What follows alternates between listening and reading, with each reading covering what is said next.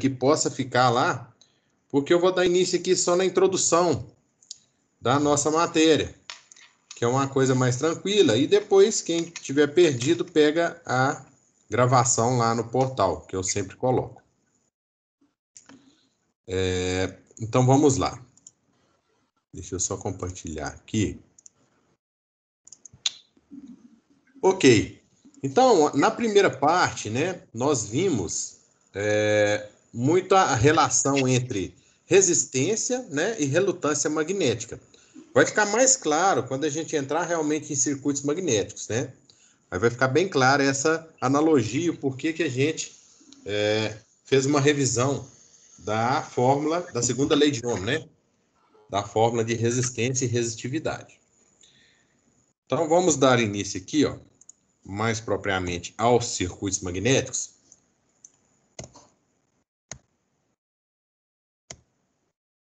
Ok, nos circuitos magnéticos, nós temos dois tipos de componentes que geram fluxo magnético, tá? São eles os ímãs naturais, né? O ímã natural é uma liga metálica capaz de atrair substâncias magnéticas como certos metais.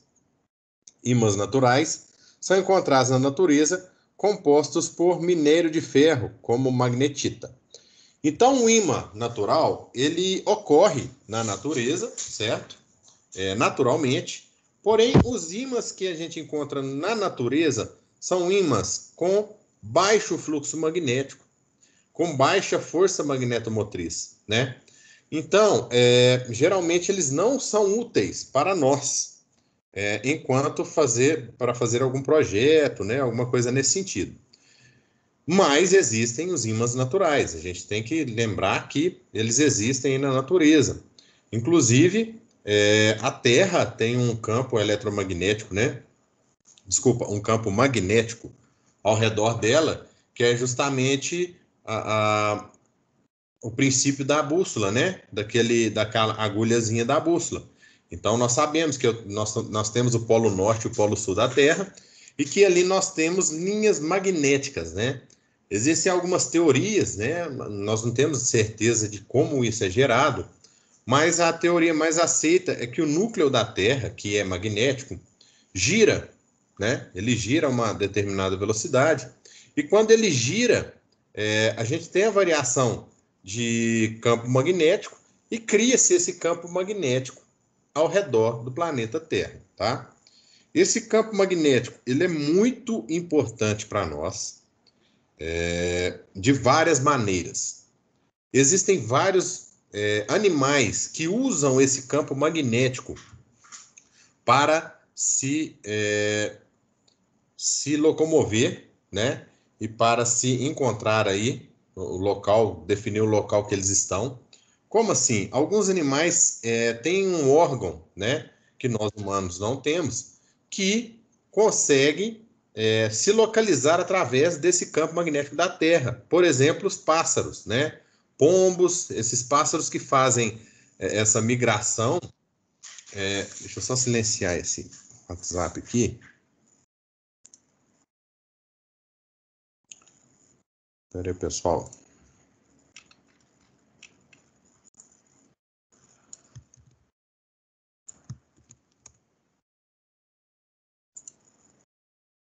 Voltando aqui. Então, ó. Silenciei.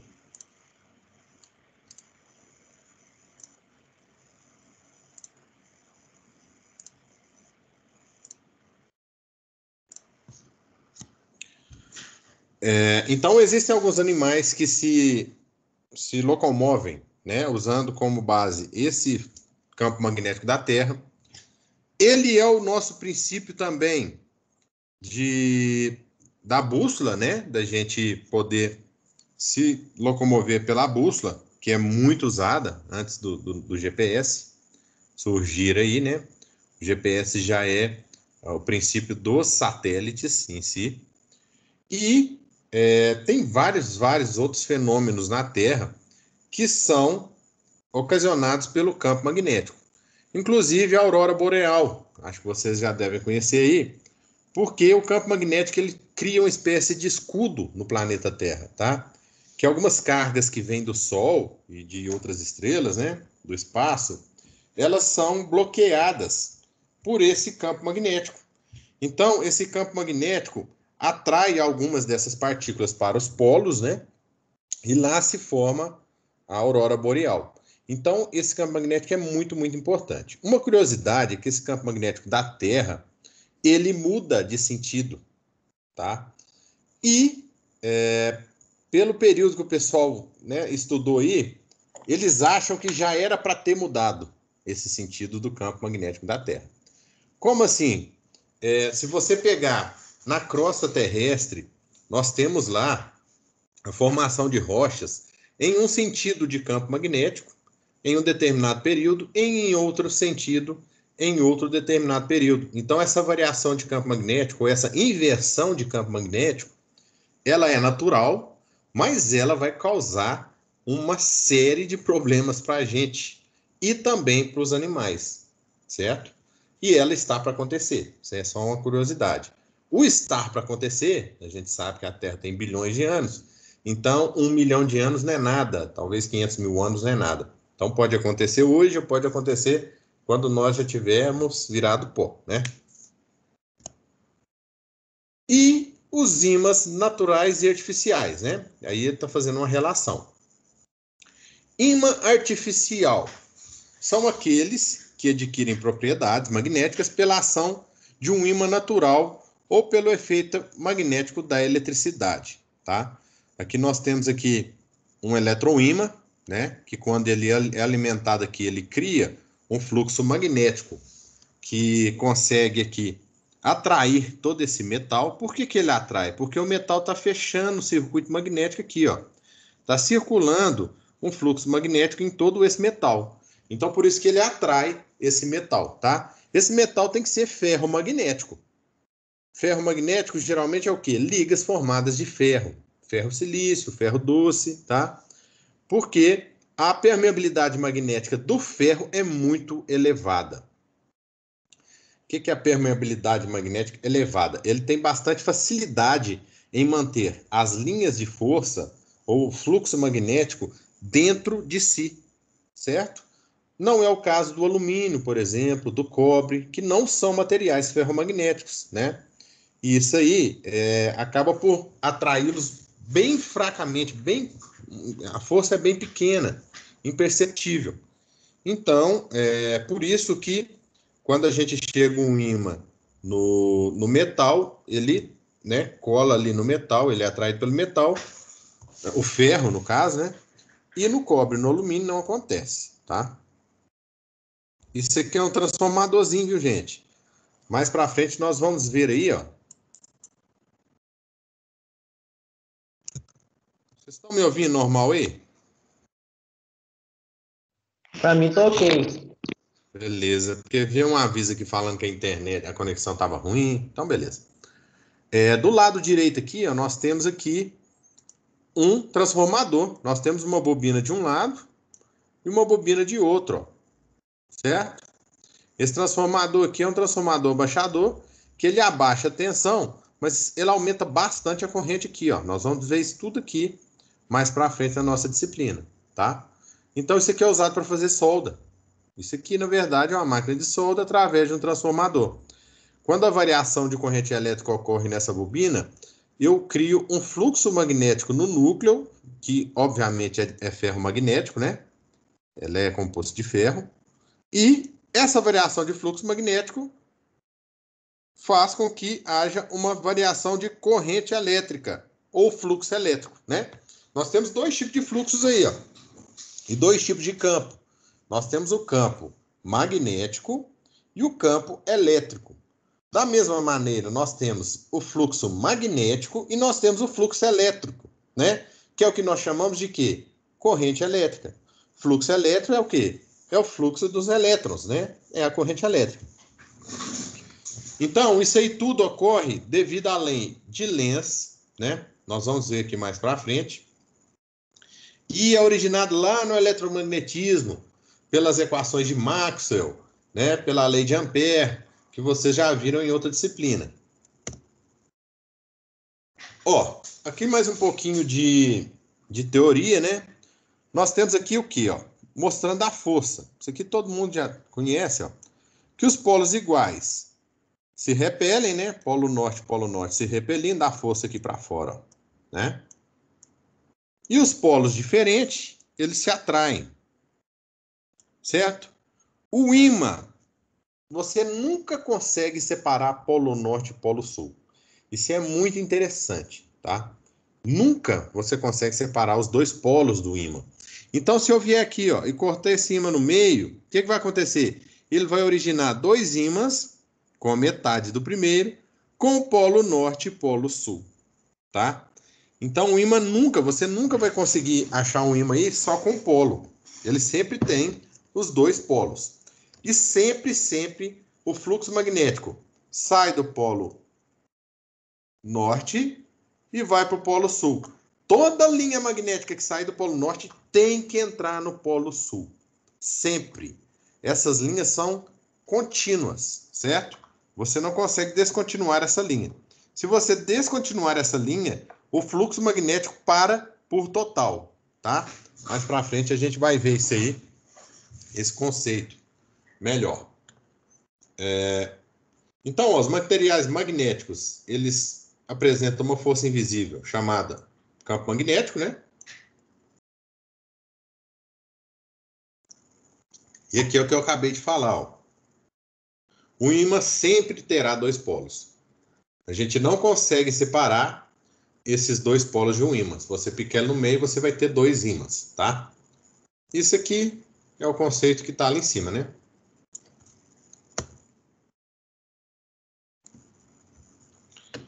Ó, esse aqui é o sentido do fluxo magnético, né? Que as linhas saem do norte e vão para o sul, sempre, tá? Toda linha que sai do norte entra no sul, toda linha, não tem como, ela é contínua, certo? Aqui é uma experiência, ó, legal, né? Eu acho que na faculdade não tem, mas se eu conseguir a limalha de ferro e a gente voltar, eu vou levar vocês lá para vocês verem essa experiência. É uma experiênciazinha bacana. O que acontece? Aqui por baixo tem um ímã em U, certo? Com o polo norte aqui e o polo sul aqui, ó. Isso aqui é um vidro. E o pessoal vai lá e joga limalha de ferro, né? Aço, que contém ferro, é um material ferromagnético. E aí sacode esse vidro. E a limalha fecha o circuito magnético aqui, ó, e mostra direitinho, ó, tá vendo? As linhas magnéticas, né? Ou fluxo magnético passando aqui nas limalhas. Então dá para ver direitinho, ó. Ah, Matheus, mas tem uma linha que tá saindo aqui, ó. Mas essa linha vai dar a volta lá fora e vai voltar aqui. Toda linha que sai do norte chega no sul, ok?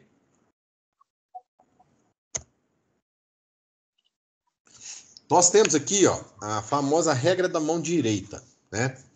Aqui nós temos um condutor onde passa essa corrente elétrica e essa corrente elétrica, ela cria em torno dela um campo, correto? Magnético circular. Então é a mesma coisa que está aqui, ó. Eu tenho um condutor e eu tenho um campo aqui magnético circular. Quanto maior a corrente, obviamente maior o campo, né? Então aqui, ó, corrente baixa, campo pequeno, corrente alta, campo maior. Então aqui está só mostrando as linhas circulares, né? E aqui está a famosa regra da mão direita.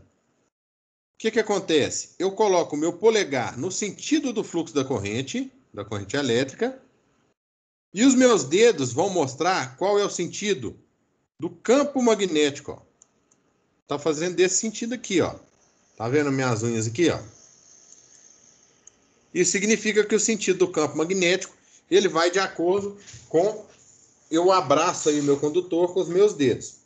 Por que isso é importante? Lá na frente, quando a gente estiver trabalhando com indutores, com duas bobinas, ou seja, eu alimento ali um circuito magnético com duas bobinas, isso aí é muito importante. Eu preciso saber qual o sentido do fluxo magnético. Por quê? Se as bobinas estiverem gerando fluxo magnético do mesmo sentido, esses fluxos vão se somar. Se estiverem gerando sentido contrário, esses fluxos vão se subtrair. Então, por isso que essa regra da mão direita é tão importante aí. Daqui a pouquinho a gente vai ver ela novamente.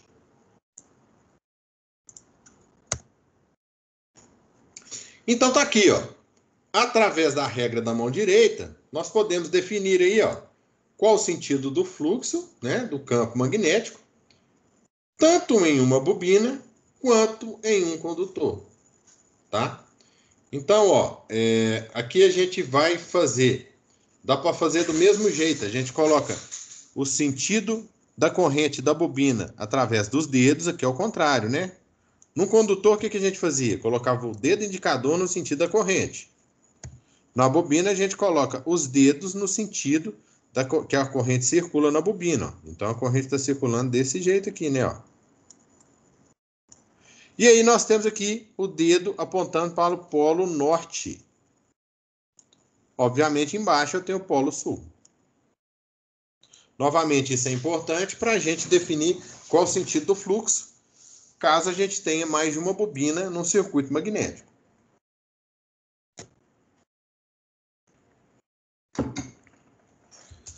O eletromagnetismo, né?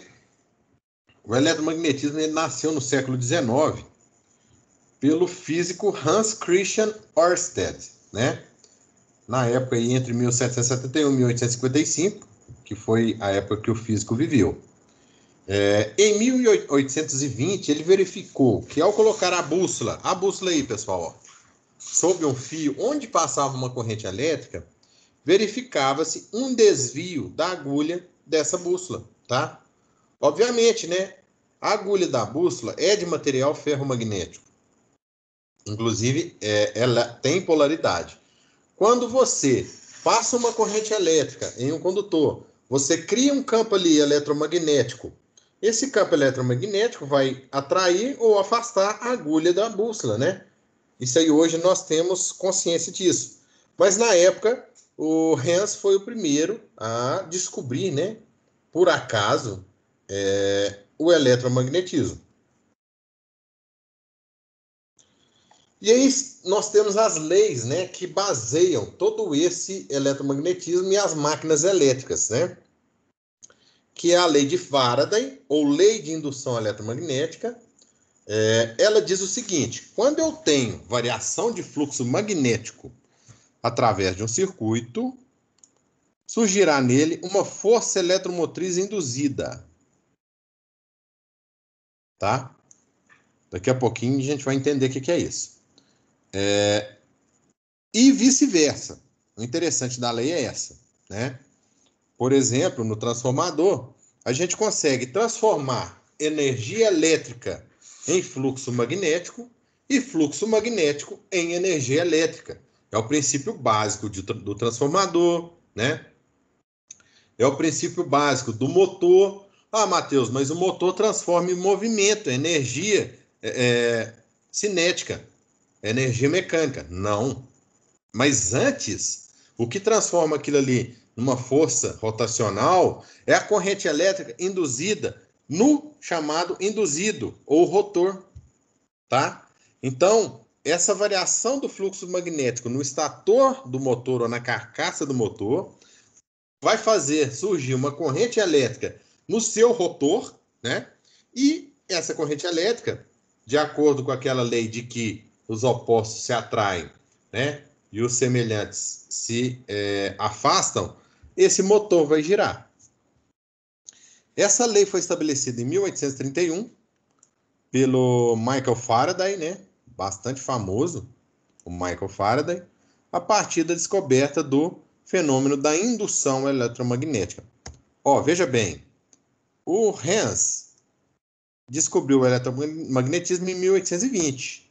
Aqui o Faraday já deu prosseguimento, ó, 1831. Então, a fórmula matemática que representa a lei de Faraday, como é utilizada atualmente, foi concebida pelo físico alemão Franz Ernst Neumann, né? É indicado como a força eletromotriz que é induzida, ela é induzida através da variação do fluxo magnético no intervalo de tempo, tá? Então é por isso que o transformador não funciona em corrente contínua. Por quê? Porque eu não tenho variação do fluxo magnético. A corrente contínua, ela me dá só um sentido de corrente quando eu alimento o transformador. Eu tenho essa variação no início, né, do fluxo magnético quando eu alimento o transformador. Só que quando o meu fluxo magnético chega ali no nominal, eu não vario mais a corrente. Não variando a corrente, eu não vario o fluxo. Se eu não variar o fluxo, eu não tenho força eletromotriz induzida. Então é por isso que o transformador não funciona em corrente contínua. O transformador só funciona em corrente alternada, tá? E por isso é um dos motivos que lá nas guerras da corrente, né, que o Tesla ganhou, né, vamos colocar assim, a guerra da corrente. Por quê? Ele afirmava que a gente poderia fazer transformação de tensão mais fácil em corrente alternada, tá? Por quê? Porque na corrente alternada eu vou ter variação do fluxo magnético e, consequentemente, eu vou ter uma força eletromotriz. Hoje, nós sabemos que é possível fazer essa transformação, elevação ou abaixar a tensão, né, da corrente contínua. Mas aí a gente depende de uma coisa bem mais complexa, que é bem mais nova, que é a eletrônica de potência. Não é fácil, não é simples e tem bastante perda quando você faz elevação ou abaixar, né, a tensão. Não é tão simples quanto a corrente alternada. Corrente alternada você faz simplesmente com duas bobinas em um circuito magnético. Na corrente contínua, você precisa aí de lançar mão da eletrônica de potência, tá?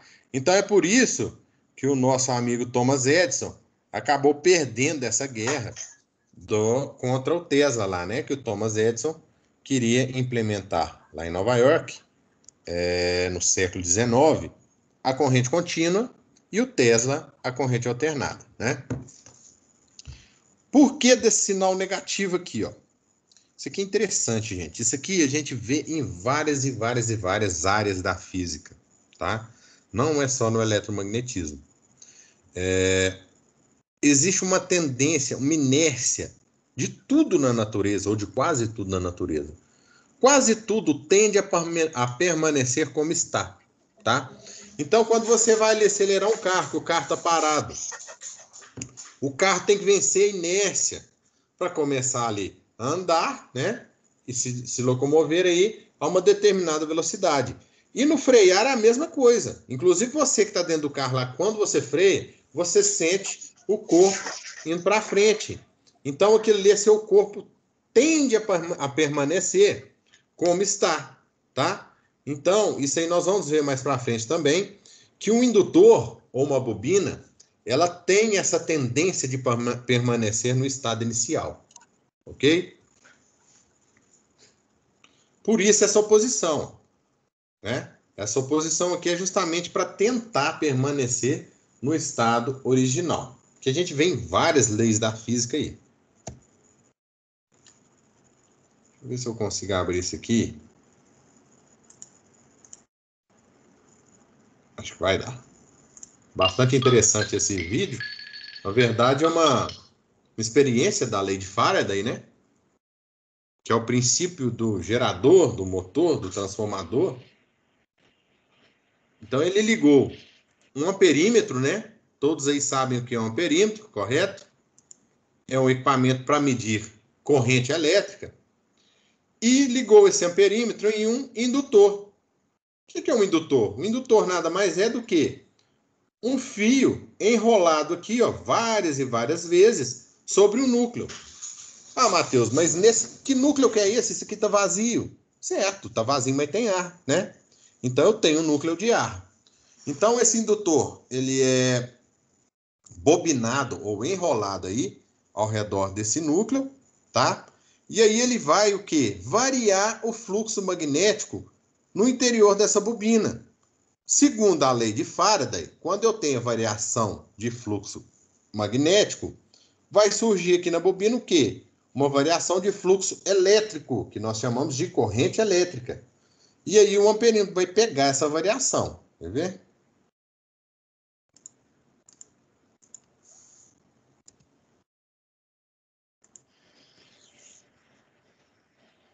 Olha o ímã lá, pessoal. Ó. É um ímã permanente. Ó. Ele insere o ímã, eu tenho a corrente em um sentido. Quando ele retira o ímã, eu tenho a corrente em outro sentido. A corrente alternada acontecendo aí. Ó. O interessante é aquilo que a gente falou. O ímã, ele não cessa o fluxo magnético. Aquele fluxo magnético dele ele é constante. Quando ele insere o ímã dentro da bobina, eu tenho uma circulação de uma corrente elétrica que no primeiro instante ela é alta, depois ela vai diminuindo até zerar, porque ele parou a variação do fluxo magnético, certo? Isso aí é mais uma prova da lei de Faraday, que eu preciso da variação do fluxo magnético para conseguir uma variação de corrente elétrica.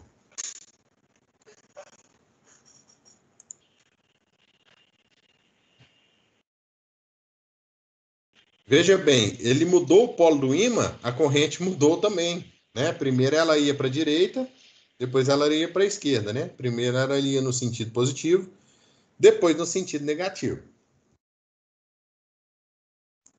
Então, ó, quando o ímã é aproximado da bobina, o ponteiro no perímetro sofre uma deflexão, indicando que existe uma corrente elétrica ali circulando na bobina.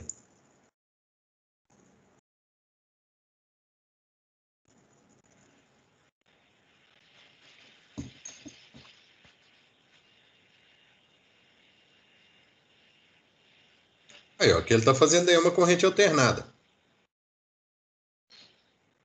Aqui, ó, o que acontece? Ele ligou o circuito agora, ao invés do perímetro, ele ligou em dois LEDs, né? Como nós sabemos, os LEDs têm polaridade.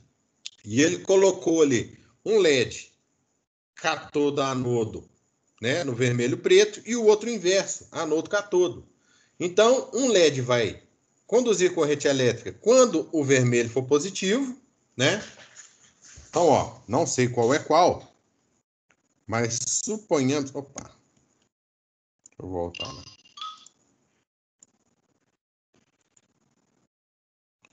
Suponhamos aí, ó, que esse LED transparente tenha sido ligado assim, anodo, catodo.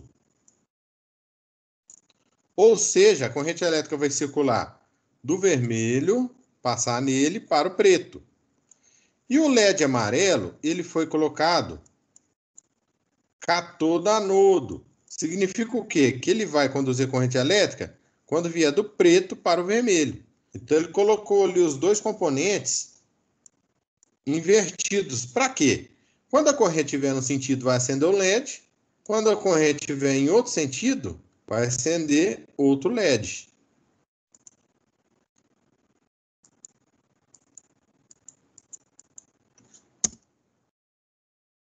Vou dar play nisso aqui, gente.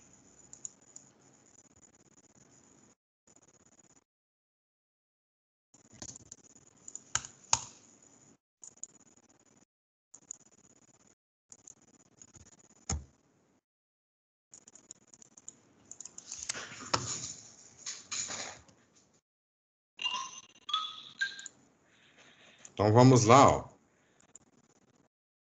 Reparem bem, cada hora vai acender um LED, ó.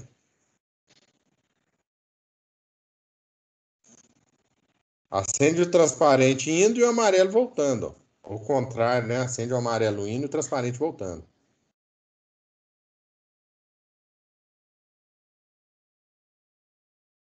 Agora ele inverteu, ó. Transparente acende e o amarelo quando ele está tirando o ímã de dentro da bobina.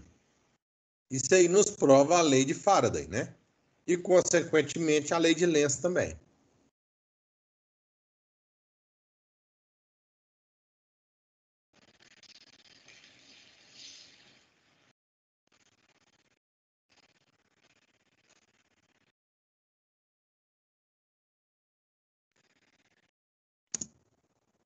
Oh, meu Deus. Aqui o que acontece, pessoal? Vocês vão me questionar aí. Matheus, mas você falou que o transformador não funciona em corrente contínua e ele está demonstrando o princípio de funcionamento do transformador com uma bateria, né, que é corrente contínua. Veja bem, você tem uma variação de campo magnético ali, de fluxo magnético. Por quê? Você está com 0 volt entre os dois terminais e, de repente, você está com 9 volts, que é a tensão da bateria. Então, você tem uma variação de corrente ali inicial. Você está com 0 amperes e depois você vai lá para a corrente nominal, que eu não consigo saber qual que é, só olhando aqui. E aí, o que acontece? Quando você tem essa variação brusca de corrente elétrica nessa bobina, você também vai ter uma variação brusca de fluxo magnético nesse núcleo, né? E esse fluxo magnético vai passar para outra bobina. E essa outra bobina, devido a esse alta variação de fluxo magnético no núcleo, vai gerar o quê? Uma corrente elétrica. Então, o que eu estou fazendo? Eu estou transformando a corrente elétrica em fluxo magnético e o fluxo magnético em corrente elétrica. Esse é o transformador, né? Esse é o motor, esse é o gerador. É o princípio de todas as nossas máquinas elétricas, tá? Tanto é que quando ele alimenta que joga os 9 volts, você tem aquele pico de fluxo magnético, tem aquele pico de corrente primeiramente, o pico do fluxo magnético, só que depois o que acontece? A corrente elétrica estabiliza, fica constante, o fluxo magnético estabiliza, fica constante e, consequentemente, se eu não tenho variação de fluxo magnético nesse núcleo, eu não vou ter variação de corrente. Minha corrente acaba zerando, né? Ó, no instante inicial ele vai dar aquele pico, depois vai zerar.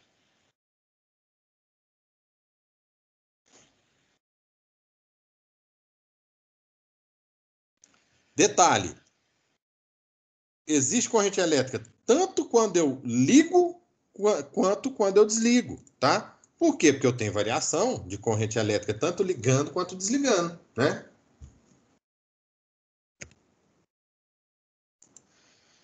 Ó, desligou, ligou, desligou, ligou.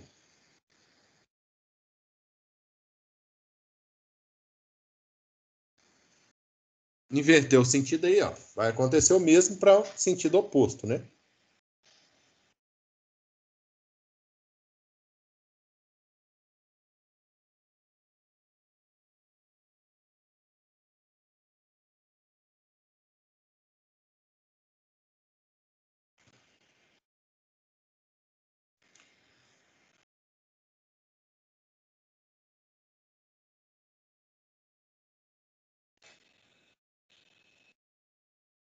O que acontece, gente? Não aconselho ninguém a fazer esse tipo de experiência. Por quê, Matheus? Porque a variação de corrente, de tensão aí, ela é muito rápida, né? Ela é muito alta. Quando eu tenho uma variação de tensão tão alta assim, eu também tenho uma variação de corrente alta, né? E eu também tenho uma variação de fluxo magnético alto. Existe até uma experiência, só que essa experiência, ela é um pouco assim perigosa com relação ao equipamento. O que acontece? Se você pegar um transformador qualquer, pode ser aquele transformadorzinho que a gente acha em vários equipamentos eletrônicos, e você vai lá e liga ele no secundário com uma bateria de 9 volts. No primário dele, óbvio, se ele for abaixador, vai gerar uma tensão altíssima, altíssima. Vai dar centelha, certo? Eu, quando era mais novo, ficava brincando com isso aí. O choque é um tapa mesmo, tá? Chega aí 1000 volts, 2000 volts. Com uma bateria de 9 volts e um transformadorzinho daquele simples, tá? Isso aí, muita gente fazia aquelas máquinas de choque. O que ele fazia? Ele colocava uma bateria 9 volts, colocava um transformadorzinho ali dentro, e quando ele pressionava o botão, ele tinha um circuito que chaveava, ligava e desligava esse transformador. Então eu tinha aquela centelha ali na saída de alta tensão, né? Por isso que a máquina de choque, você vê que ela fica estralando, né? Ela fica tá, tá, tá, tá, tá. não é contínuo. Por quê? Porque aquilo ali, você tem um circuito chaviano e um indutor, certo? E ele pega essa característica do indutor, chamado transitório ou contra-eletromotriz do indutor, que gera essa alta tensão. Então, quando você vai fazer isso com um transformadorzinho, pode acontecer duas coisas. Uma coisa é certeza que vai acontecer. Quando você fizer isso algumas vezes, como a tensão é muito alta e o verniz da bobina do indutor, né, ele não é projetado para aguentar essa alta tensão, essa tensão vai romper o dielétrico do verniz e vai fechar um curto na bobina. Você vai queimar o transformador. Isso aí vai acontecer, é certo. E pode acontecer outras duas coisas. Você pode tomar um chocão aí, um choque daqueles, tá? A corrente vai ser mínima. Você vai morrer? Não. Não, porque a corrente é mínima. É justamente o princípio da cerca elétrica, daquelas armas de choque, que é a corrente baixinha, né? E o que mata, o que queima o tecido é a alta corrente, né? Em um choque elétrico.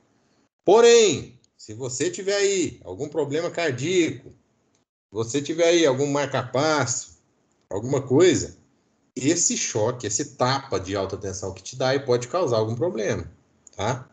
A pessoa pode até morrer por causa disso aí, tem uma parada cardíaca. E a terceira coisa que pode acontecer, que foi o que aconteceu comigo. Muito curioso, né? Descobri essa experiência e fui fazer e achei bacana e ficava queimando papel com a centelha, né? Eu era bem mais novo, era moleque. Aí eu tive a brilhante ideia, né, de medir quantos volts que estava dando. Falei, eu quero saber quantos volts está dando, né? Tá dando centelha, tá dando uma porrada de volt aí, deve estar dando 1.000, 2.000, 3.000 volts.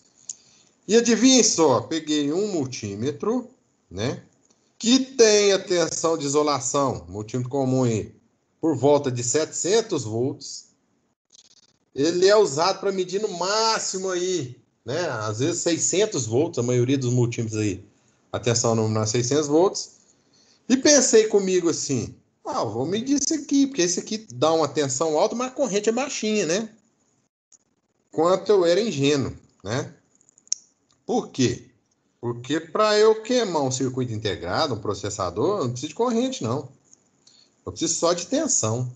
A partir do momento que a tensão rompe o dielétrico ali do isolamento dentro do microcontrolador, né, do CI, circuito integrado, já era. E eu fui lá medir com o multímetro, né? Medi uma vez, aí deu final de escala, deu infinito. Falei, deu mais de 700 volts, deu mais de 600 volts. Vou medir de novo. Aí medi de novo. Aí não satisfeito, eu medi a terceira vez, queimei o multímetro. Ok? Não aconteceu nada, não saiu centelha, não deu tiro, não pegou fogo, mas o multímetro nunca mais funcionou. Fui lá e queimei o circuito integrado do multímetro. Então, né, não é legal tentar medir essa tensão que sai de uma bobina. Isso aí não queima só um multímetro não, viu, gente? A gente tem que tomar muito cuidado sempre que a gente vai ligar qualquer tipo de indutor, tá? Já queimei uma fonte uma vez também, ligando um reator daquele xenon de carro, que o reator nada mais é do que um transformador, e a fonte não tinha proteção. Na hora que eu tirei ali, igual esse cara tá fazendo aqui, ó, na hora que ele tirou a alimentação da bateria, deu um pico de tensão na minha fonte e queimou a minha fonte, tá? Então a gente tem que tomar alguns cuidados aí quando a gente está fazendo esse tipo de circuito de experiência.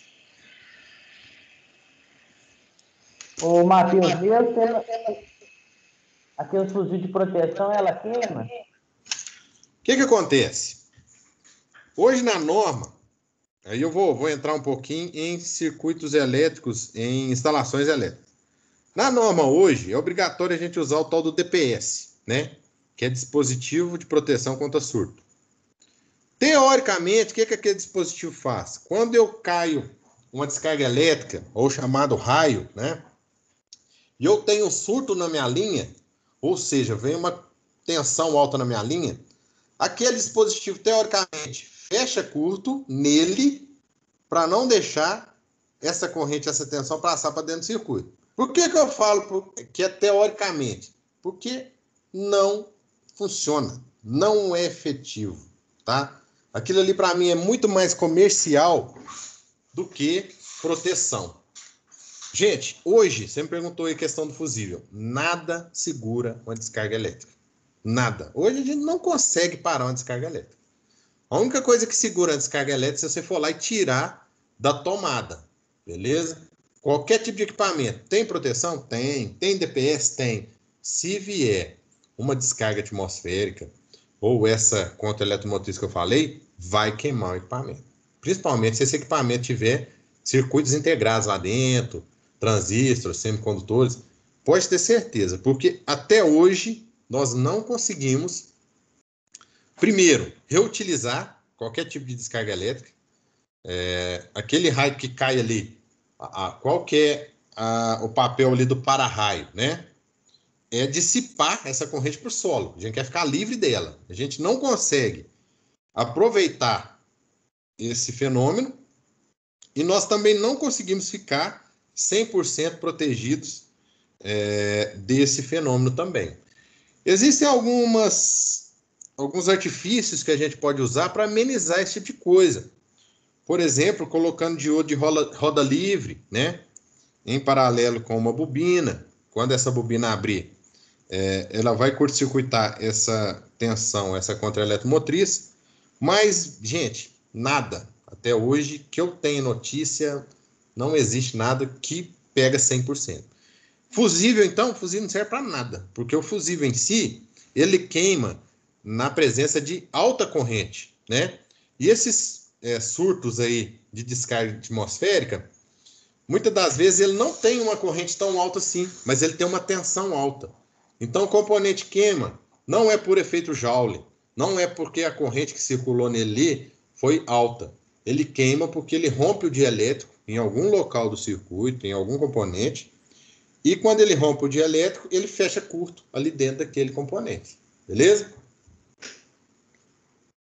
Ô Matheus, Oi? eu peguei aqui o bonde meio andando aqui. Deixa eu só uma dúvida que eu tenho aqui. Um exemplo, eu vou pegar aí, eu vi você falando de transformador aí, eu pego um transformador elevador de tensão, certo? Vamos lá, eu pego um 24 volts e transformo ele aí em 127. Beleza. Como que eu determino a potência dele, do secundário lá do 127, para saber qual que é a corrente máxima que eu posso colocar nele? Entende? Eu tenho essa dúvida. Se o transformador já tiver montado, complica, certo? Aí você tem que olhar a placa. Porque esse tipo de coisa é dado de construção. Quando o fabricante vai construir, ele determina qual que é a corrente nominal daquele transformador, né? Obviamente, se ele definiu qual que é a corrente nominal e a tensão nominal, com a corrente nominal e com a tensão nominal, você consegue achar a potência nominal. Mas, se não tiver placa, aí você está perdido. A única coisa que você pode fazer na ausência da placa é olhar qual que é a bitola do cabo, né? Do secundário aí no caso. E qual seria a corrente nominal para aquele determinado cabo. Seria um paliativo aí só para você ter uma ideia, né? Mas, para saber certamente, só em placa, só fazendo ensaio. E digo mais. Se for a gente construir, no caso.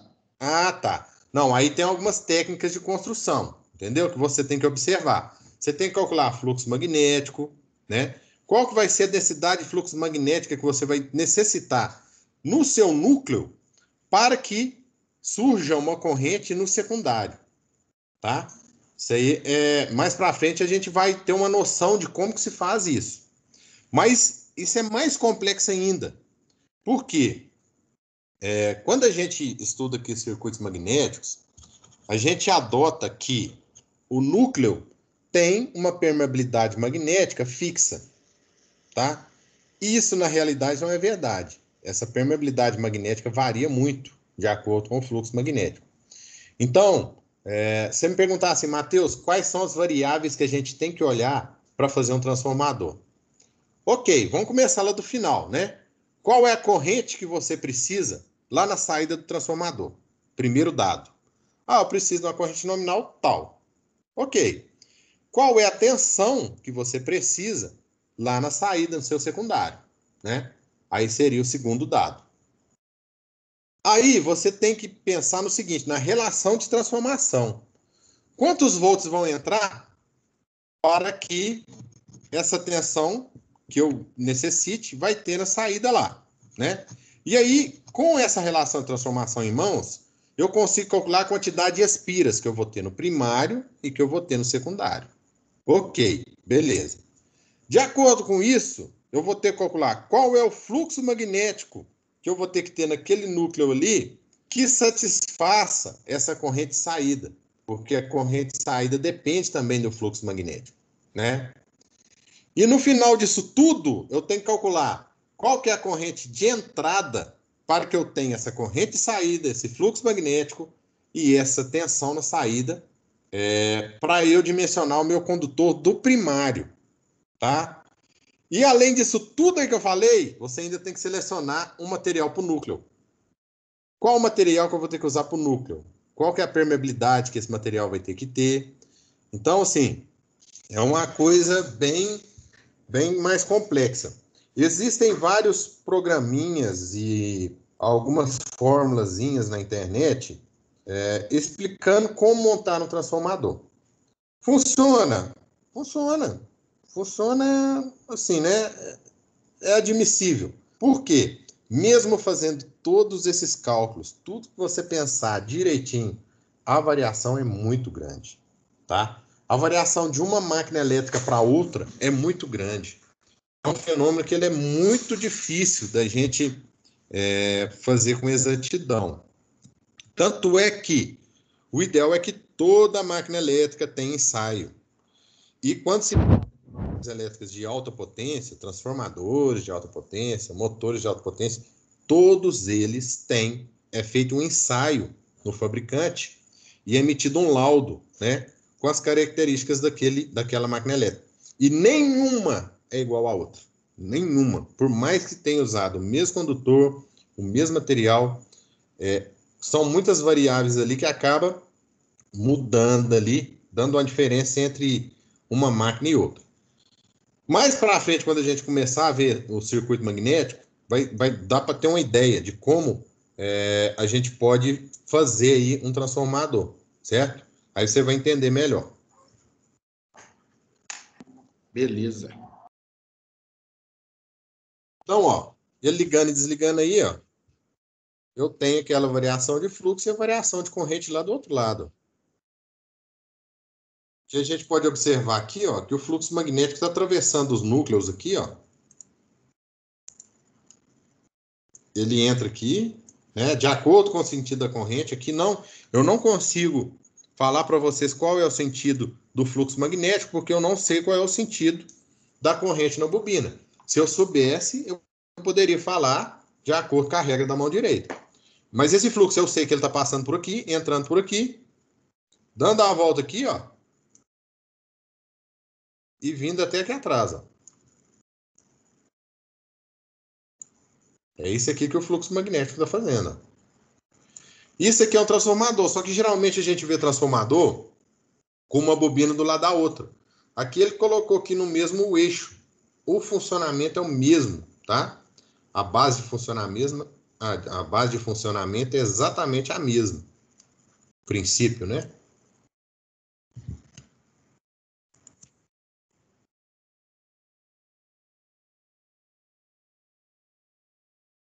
Dá para ver aí, ó, o LED cada hora piscando. Você vê que ele só pisca, né? Porque quando a corrente ali estabiliza, o fluxo para e a corrente no secundário, que seria essa outra bobina, para. Isso aí que ele fez aí, bateu aí a ponta de prova, que é o perigo. Ok. Agora nós temos a lei de Lenz. A lei de Lenz, na verdade, ela complementa a lei de Faraday, né? Ela o pessoal fala que é a generalização da lei de Faraday, que descreve o fenômeno da indução eletromagnética. De acordo com a lei de Lenz, a força eletromotriz induzida por uma variação de fluxo magnético será sempre formada em um sentido que oponha essa variação. Vocês lembram lá no início que eu falei da tendência de tudo continuar como está, né?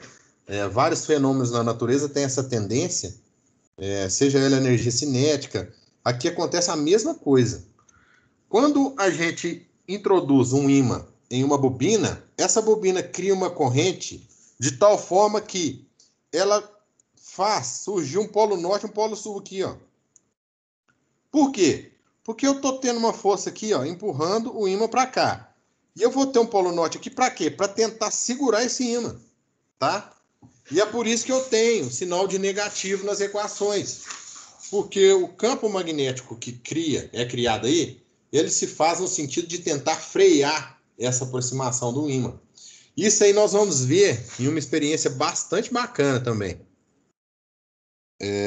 Vamos ver até como vai ser essa pandemia. E não tem muita esperança de a gente voltar para a sala de aula, não. Mas se a gente voltar, eu vou fazer uma experiência, vou levar na sala de aula para vocês verem que bacana. Vocês vão ver o vídeo agora, só que quando você pega na mão, você vê o tanto que o negócio é interessante. Que justamente prova a lei de Lenz, tá? Que ela tem uma tendência ali a se manter como está, ou de manter essa distância aqui, ó, entre o campo magnético e a bobina.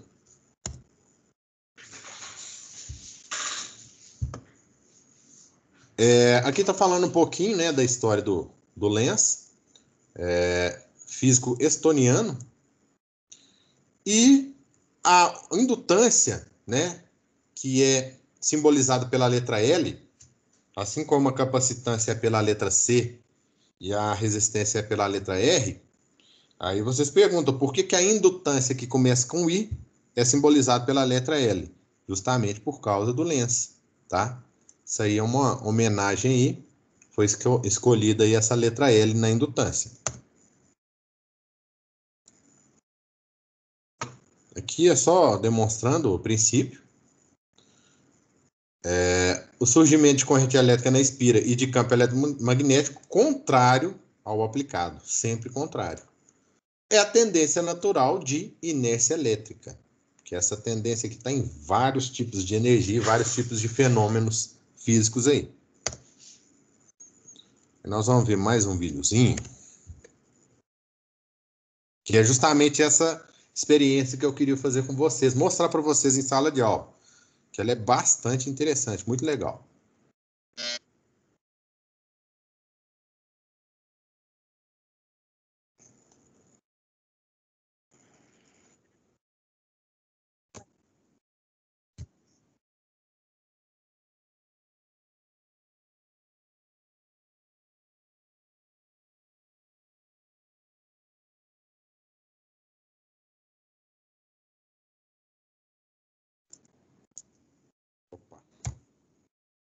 Lembrando, gente, esses tubos e essa calha são de alumínio, certo? O alumínio é um metal não ferromagnético.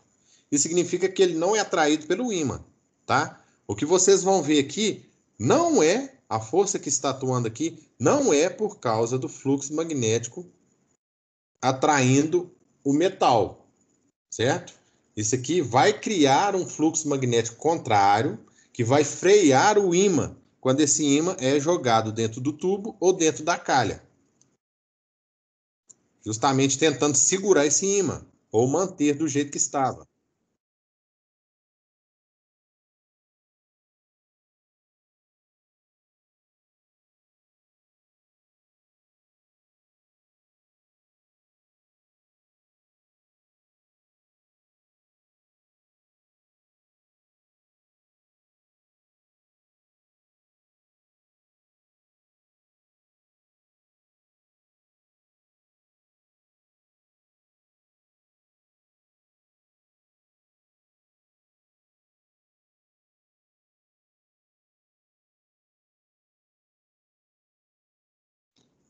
Então, ó, como a moeda não tem nenhum tipo de fluxo magnético e nem esse taruguinho de PVC também não tem, eles caem em uma aceleração muito próxima da gravidade, né?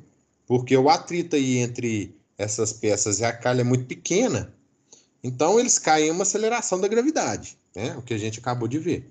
Agora vamos ver o que acontece quando a gente solta um ímã na calha de alumínio.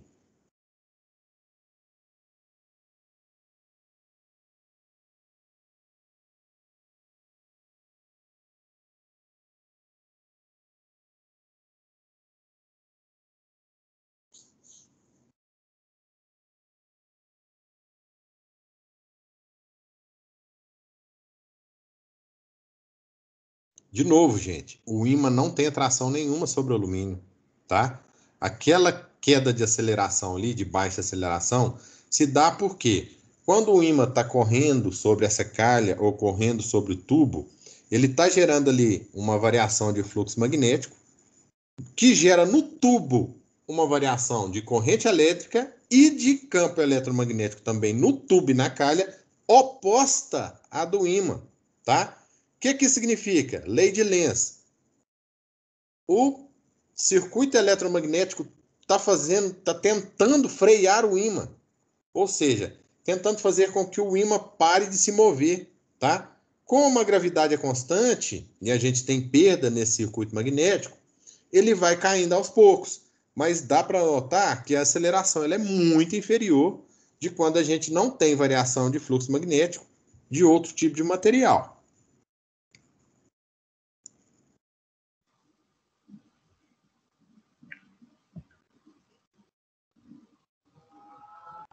Ó, jogou o PVC caiu na aceleração da gravidade, né? A moeda a mesma coisa, não dá nem para ver ela caindo, né? E agora o ímã.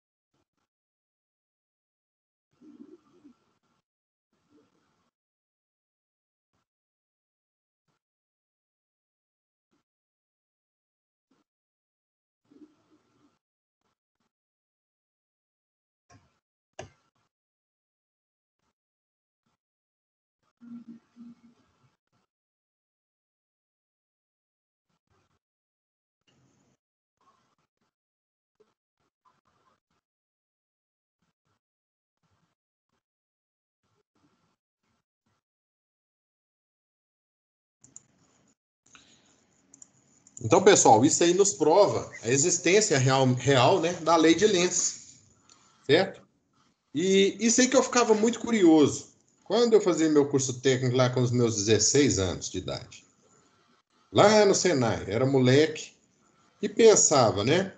Quando eu fui apresentado a um motor elétrico, que era uma das minhas, eu era super curioso para saber como raios o motor elétrico funcionava, porque a resistência elétrica ela é muito fácil, né, de saber como que ela funciona, o efeito Joule, e vários outros tipos de equipamentos é tranquilo.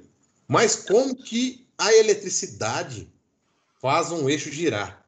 Ou um eixo girando faz gerar eletricidade?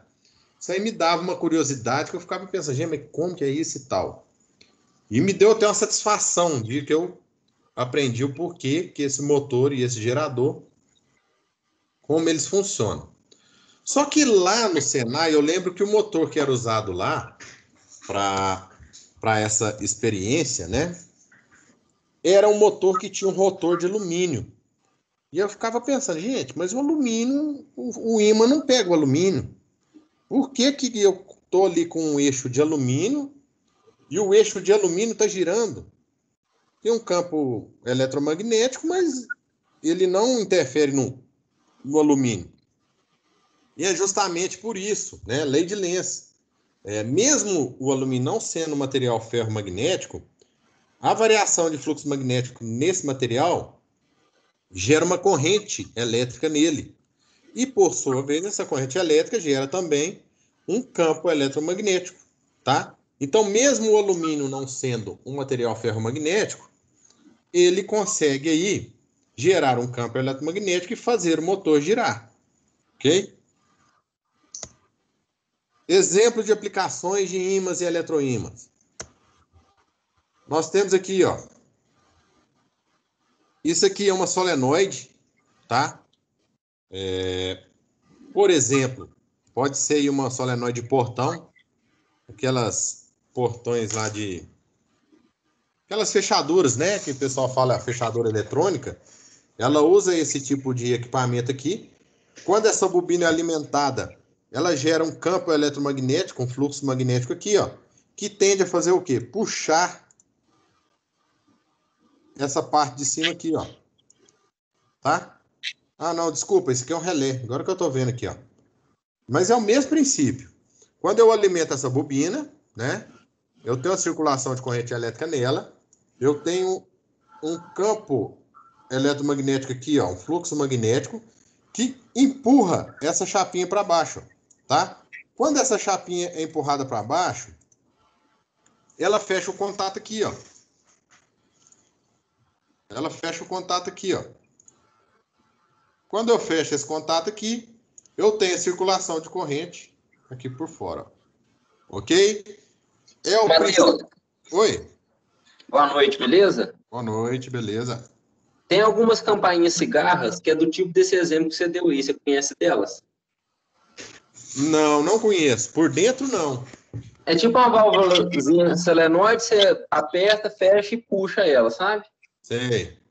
O que acontece? Eu peguei um cliente que quando você acionava a campainha, o campo magnético era tão grande que ele fechava curto no cabo HDMI. Fechava curto aonde? Oi. O áudio dele deve ter caído. Acho que ele falou que fechava curto no cabo HDMI. Isso, da televisão. Aí parava de gerar imagem, entendeu? Entendi.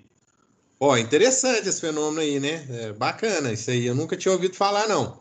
Mas é perfeitamente possível, né? É perfeitamente possível por causa de dois fenômenos aí, ó. E aí a gente tem que pensar o que seria mais provável que estava causando essa interferência. Poderia ser o campo magnético? Poderia. Mas, sinceramente, eu desconfio que seja a contra-eletromotriz, que é aquela corrente que a bobina joga de volta aí na linha. Vou te dar um exemplo.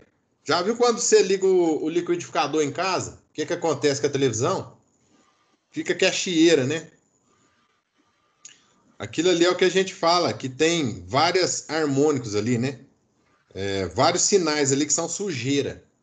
Então pode ser o campo magnético, sim, apesar de eu achar que o campo magnético dessa cigarra deve ser pequeno, mas provavelmente é essa sujeira, esse harmônico aí, gerado pela bobina. Mas é interessante, nunca tinha ouvido falar, não. Fica a dica aí, ó. Se alguém estiver pegando esse problema, pode ser isso aí. Se for o campo magnético, talvez a substituição do cabo HDMI por um cabo com a blindagem maior, né? Que geralmente, qual que é o princípio da blindagem? É chamado gaiola de Faraday, né? A gaiola de Faraday, ela nos fala que é o seguinte, dentro de uma gaiola metálica, o campo eletromagnético é nulo, né? Então o cabo, ele tem aquela, em volta do cabo ali, como se fosse aqui em volta desse condutor aqui, ó. Ele tem uma espécie de capa metálica, tá? Para tentar anular esse campo eletromagnético no interior do condutor. Talvez trocasse o cabo HDMI poderia resolver. No caso aí, você trocou, foi cigarro? O que você fez? Troquei o cabo, pus um cabo blindado. Ah, beleza. Então, realmente era o campo magnético. Aí você colocou um cabo com a blindagem melhor e resolveu o problema. Parou de dar o problema. Ah, beleza. Interessante, viu? Então, ó, fica de dica aí, ó. Esses cabos HDMI chinês aí. Aqui nós temos... Mateus, Oi? você tinha falado sobre o motor de alumínio, o eixo de alumínio, a minha internet deu uma caída aqui. Tem como você repetir de novo? Nós vamos ver mais para frente na matéria, nós vamos ver. Mas eu vou te mostrar aqui, ó. Um rotor de um motor para vocês entenderem o que eu estava falando. Deixa eu só transmitir aqui.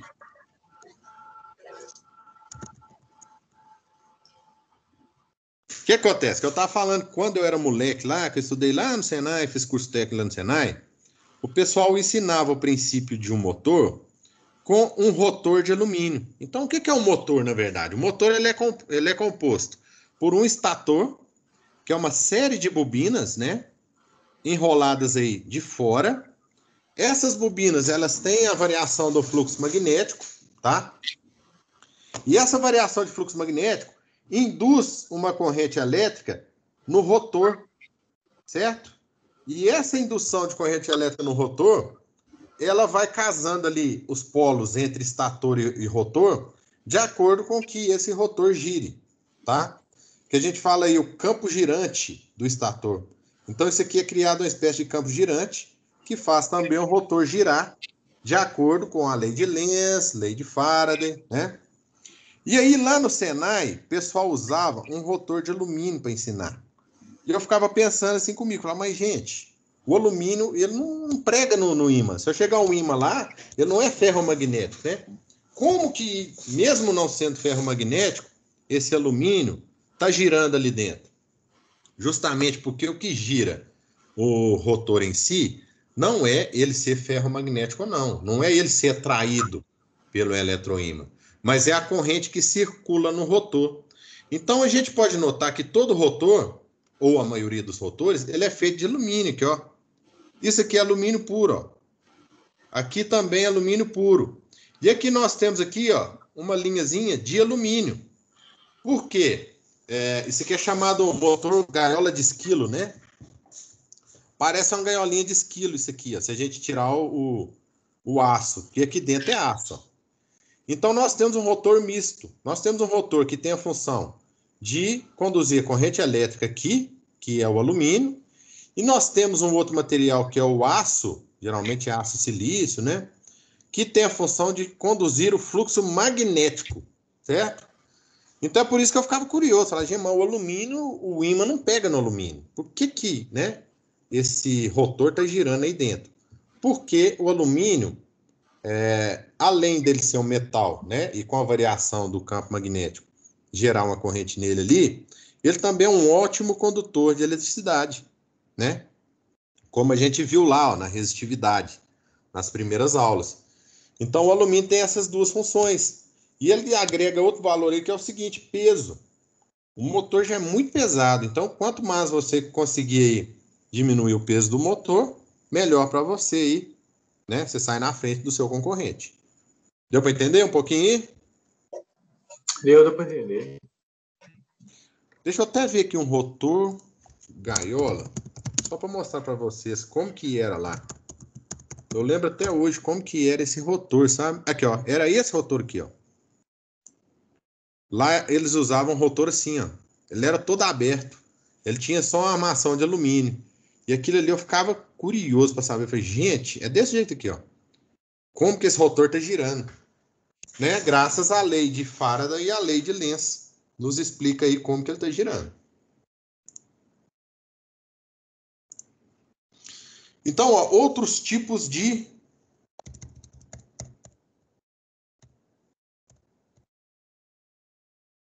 aplicações, né? Nós temos aí o eletroímã. O que o eletroímã é? Nada mais é do que um ímã artificial aí, que a gente...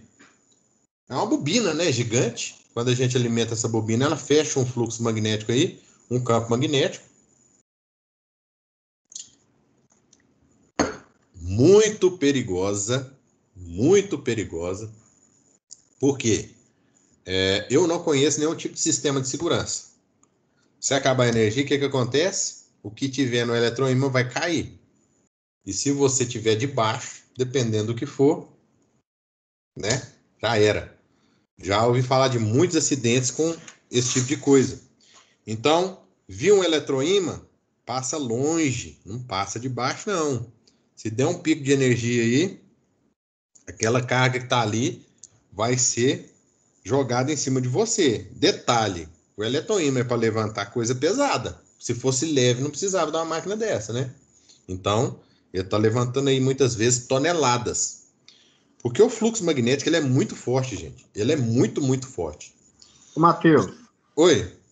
E E o trem de levitação magnética? O trem de levitação magnética, o que acontece? Ele tem, na base do trem, pelo menos o que eu vi, ele tem um ímã fixo, tá? Tem lá o norte-sul, e a base dele, que é o trilho, esse norte-sul vai variando. Então, ó, vamos colocar aqui, ó. A gente tem aqui... Nossa, eu quero eu...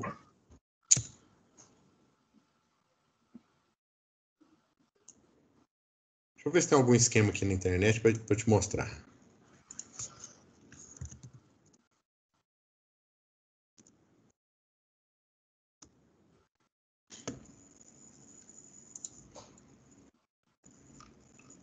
Não vai ter o esquema. Aqui, ó, achei. Então, aqui, ó, o que acontece? O princípio de funcionamento é esse aqui, ó. Ele está falando que é ímã, mas na verdade não é ímã, né? É eletroímã, correto? Então, ó, deixa eu abrir essa foto aqui. Pequenininho.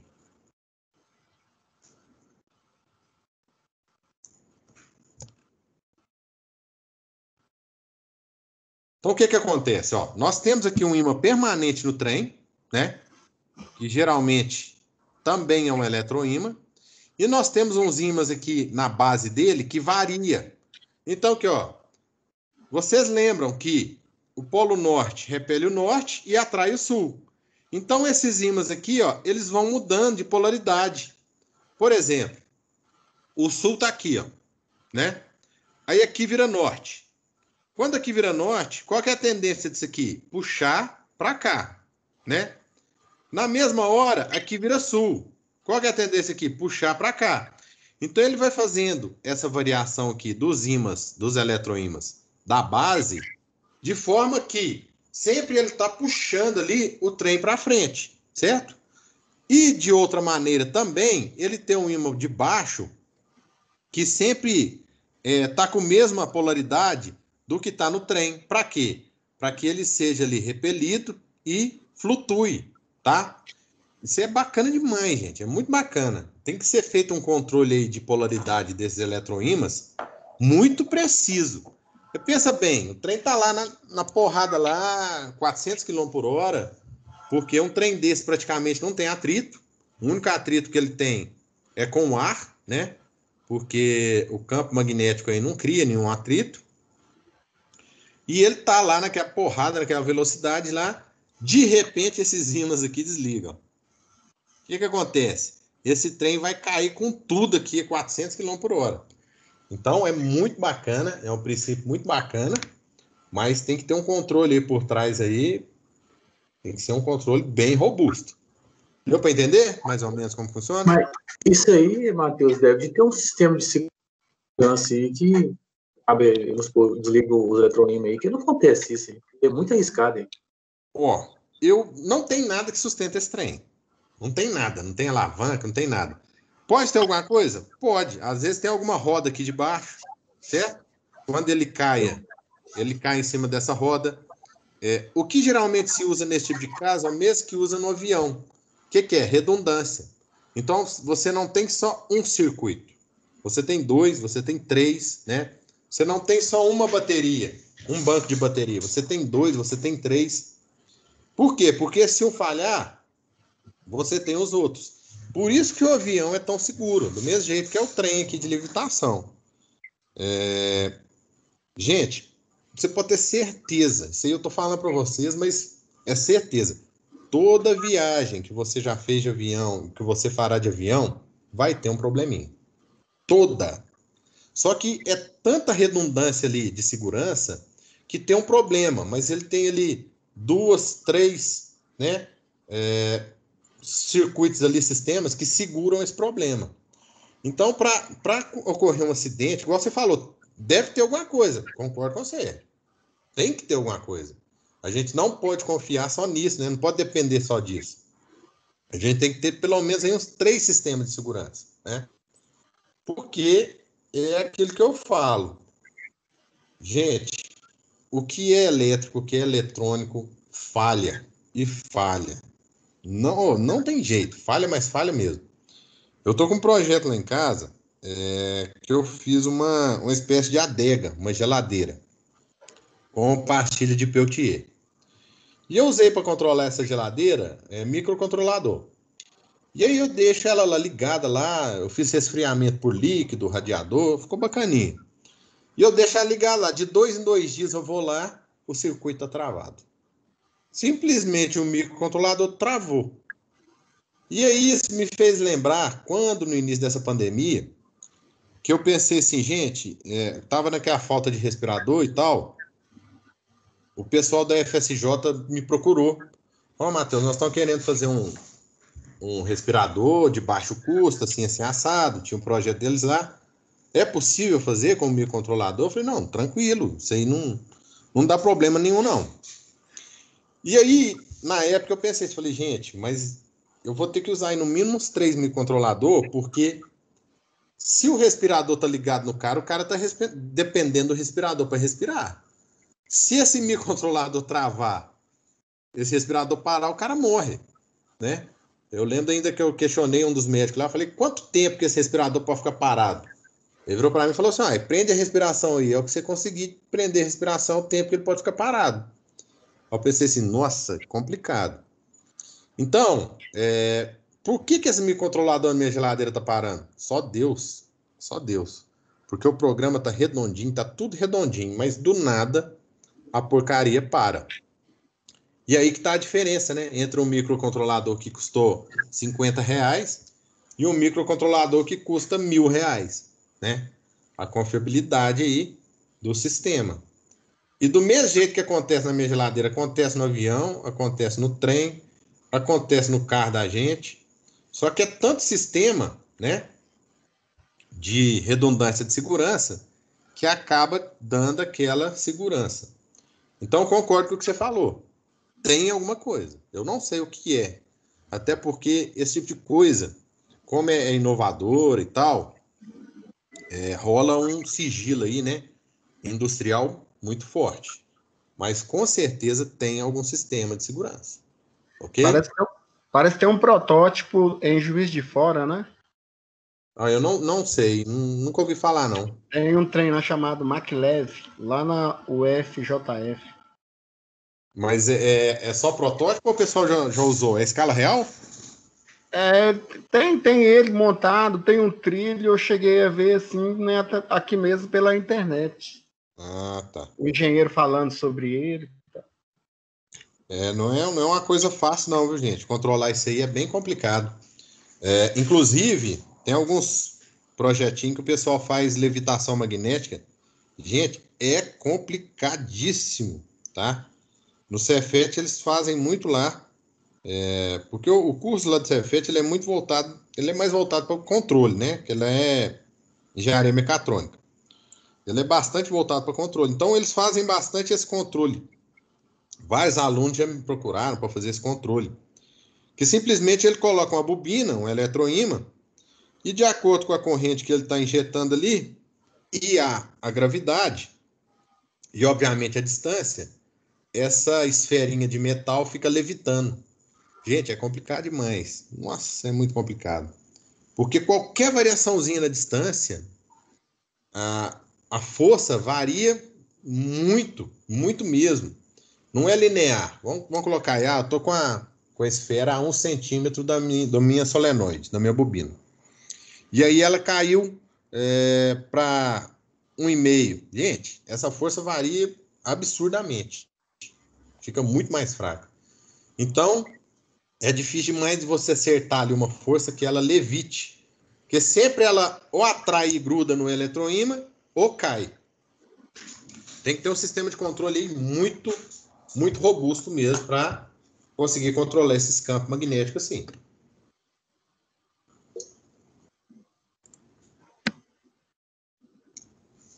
Então, mais alguns usos desse princípio, né, do eletromagnetismo. Nós temos aqui um motorzinho. Temos aqui um motor que é o mais tradicional, né? Motor de corrente elétrica assíncrono, né? Quando vocês fizerem máquinas elétricas, ou quem já fez, vai ver a diferença entre uma máquina assíncrona e uma máquina síncrona, basicamente é a rotação entre o estator e o rotor, tá? O gerador é uma máquina síncrona. Então, o rotor gira na mesma velocidade do campo girante do estator. No motor elétrico, né, motor de indução elétrica, ele tem o chamado escorregamento, tá? Então, o rotor, ele gira um pouquinho menor, de menor rotação do que o estator. Isso aí varia. E, gente, máquina elétrica é muito bacana. É complexo, mas é muito bacana. Vocês não têm noção do que varia de torque, de corrente, de tudo que você pensar no motor, só por causa desse escorregamento. Então, quando você coloca uma carga maior aqui, ó, que o escorregamento tende a ser um pouquinho maior, o que acontece? A corrente elétrica desse motor também tende ao quê? A segurar aquele torque na ponta do motor. Então, ele joga a corrente lá para cima. Então, é por isso que quando você coloca uma carga maior no motor, a corrente do motor aumenta. E quando você ultrapassa a carga nominal do motor, a corrente aumenta tanto que o motor chega a queimar. Ele passa ali daquela corrente nominal dele, e se ele não tiver um dispositivo de proteção, relé, né, um relé térmico aí, alguma coisa, ele acaba queimando por efeito Joule, aquecimento. Tá? Aqui também, ó, é um alto-falante. O alto-falante ele tem um ímã permanente atrás e ele tem uma bobina dentro do ímã permanente. E de acordo com a tensão que eu aplico aqui nos terminais dele, ó, ele cria um polo norte e sul que faz o cone descer ou o cone subir. E quando esse cone, né, sobe e desce, o que ele vai fazendo? Ele vai fazendo as ondas sonoras, né? De acordo com essa frequência que ele sobe e desce, eu vou ter aí, ó, os graves e os agudos, né? Por isso, quando a gente está vendo lá o grave, ó, cara, quem mexe com som automotivo aí gosta é do grave, né? Porque o grave é a potência. Ele tem uma frequência baixa. E ele tem uma frequência baixa, você consegue ver até o cone sacudindo para trás, para frente. Quando você está no agudo, você não consegue ver, porque a frequência é tão alta que você não tem condições de acompanhar, né? Você consegue aí, um olho humano aí, só 60 FPS, né? Ou seja, 60 quadros por segundo. Mais que isso aí, impossível, humanamente impossível você ver. Então, é isso que acontece no alto-falante, tá?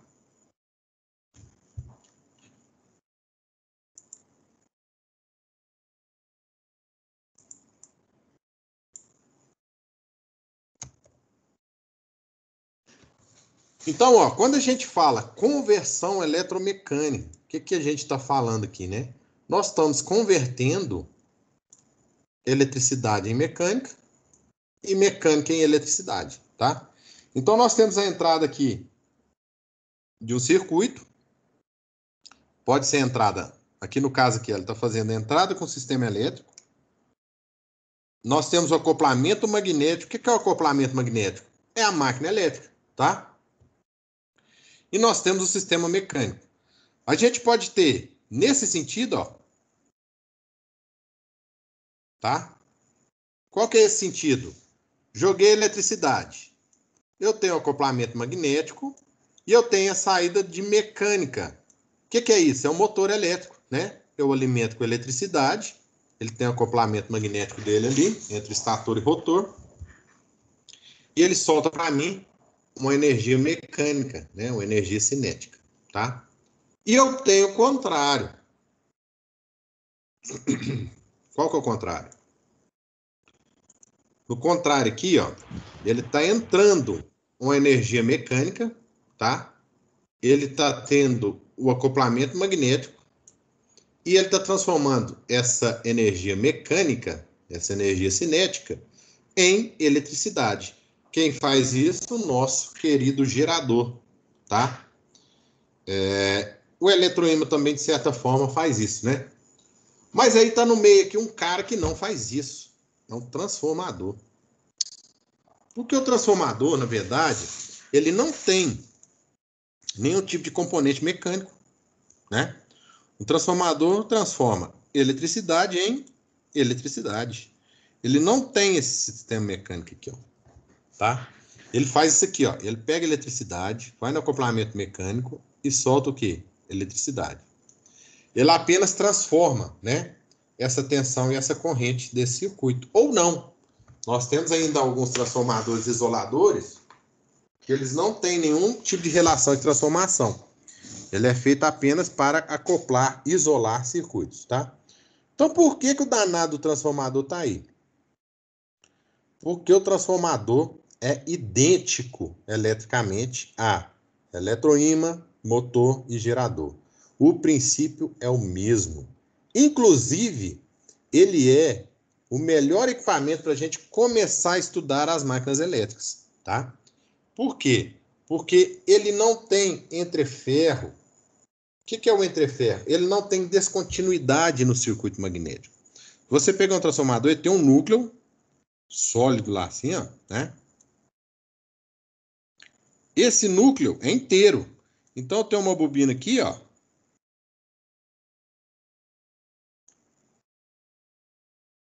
E eu tenho outra bobina aqui, ó.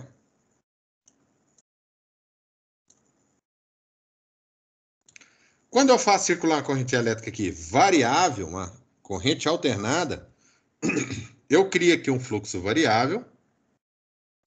Esse fluxo vem cá na segunda bobina e faz criar aqui uma corrente elétrica CA, né? Corrente alternada. Beleza? Ah, mas o motor é igual? O motor é igualzinho, tá? Vou te mostrar por que o motor é igual. Matheus, Oi?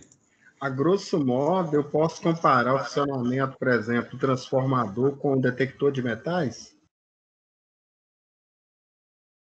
Ó, eu não sei o funcionamento correto do detector de metal. Nunca, eu já vi alguns, já mexi com alguns, mas eu nunca desmanchei, não. Eu acredito que não, tá?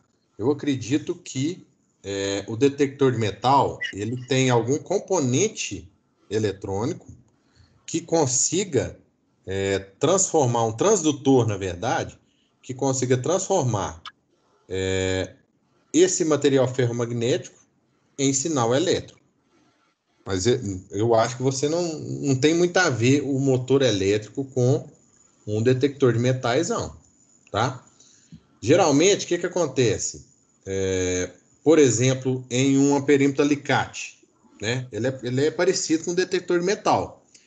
Ele é chamado amperímetro alicate, que ele parece um alicatinho aqui, né? Ó, quem já viu ele aí. E você vai e coloca ele aqui no condutor, ó, né? Esse condutor, ele pega a variação dessa corrente, desse campo magnético, e gera uma corrente elétrica aqui, ó. Sim. Tá? Esse aqui é um amperímetro alicate comum. Por que eu falo amperímetro alicate comum? Ele só funciona com corrente alternada. Um amperímetro alicate para corrente contínua, né? Ele precisa de um tal de sensor de efeito Hall. Esse sensor de efeito Hall é um componente até caro, que ele trabalha com o campo elétrico. Ele não precisa de variação de campo magnético.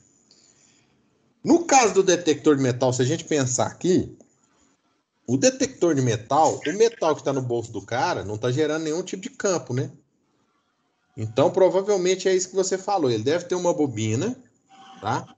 E quando você aproxima essa bobina nesse metal, ele varia a relutância magnética.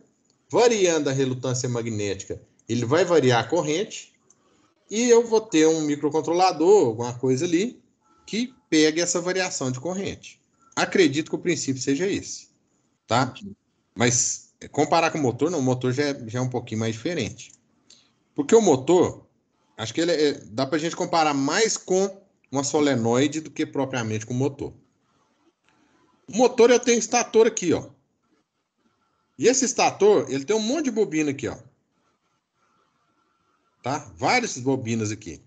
E eu tenho um rotor. Então, na verdade, ele é parecido com o transformador. Vamos pensar aqui, ó. O estator seria o primário do transformador. E o secundário do transformador é o rotor. Só que ele é curto-circuitado, tá? Então é como se eu tivesse um transformador daquele jeito que eu fiz, ó, com o primário alimentado, um núcleo aqui, né, ó. E o secundário curto-circuitado. No caso do motor de indução de corrente alternada. Por quê? Nós temos alguns motores com rotor bobinado, que eu consigo variar essa resistência aqui, ó, para ter uma partida mais suave, para ter um torque maior na partida. Isso aí vocês vão ver em máquinas elétricas. Mas, na verdade, o motor, ele é praticamente um transformador. Qual que é a diferença, então, do motor para o transformador? É o chamado entreferro. No transformador, o núcleo ele é inteiriço. O fluxo magnético passa direto. No nosso motor, é como se ele tivesse assim, ó.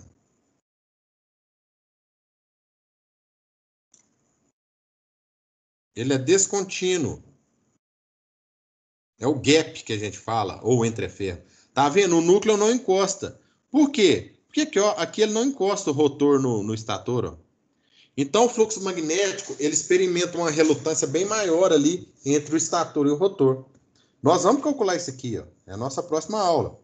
O quanto essa relutância magnética vai interferir no fluxo magnético, na corrente elétrica, na indutância, tá? Isso tudo aí varia de acordo com esse fluxo aí, com essa descontinuidade ou entreferro, beleza?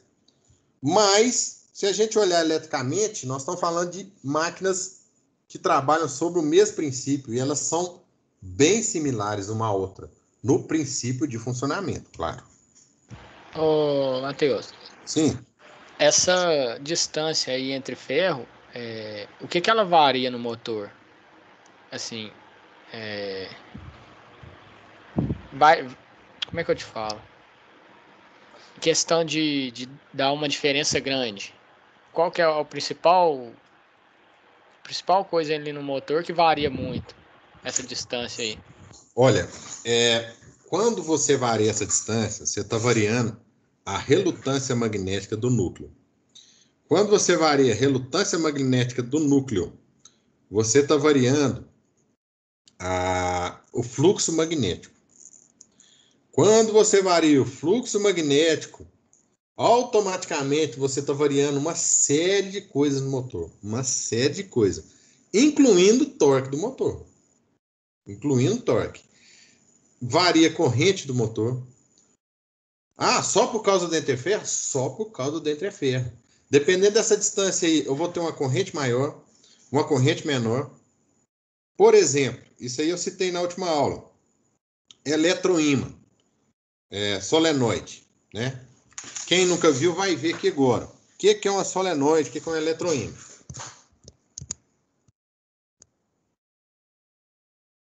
É um equipamento, geralmente ele pode ser pneumático ou hidráulico.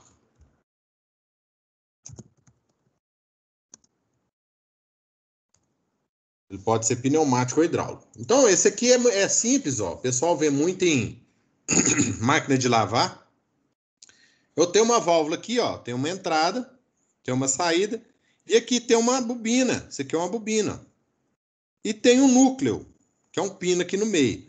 Quando eu alimento essa bobina, esse pino é puxado aqui pelo fluxo magnético para dentro dessa bobina e dá passagem aqui, ó, para água ou para qualquer fluido aí, né? O que acontece? Muita gente experimenta aí na área aí quando está trabalhando, industrial. Essa bobina aqui ela é removível quando é uma válvula industrial, quer ver? Justamente para você trocar aqui, ó, por exemplo, essa, tá?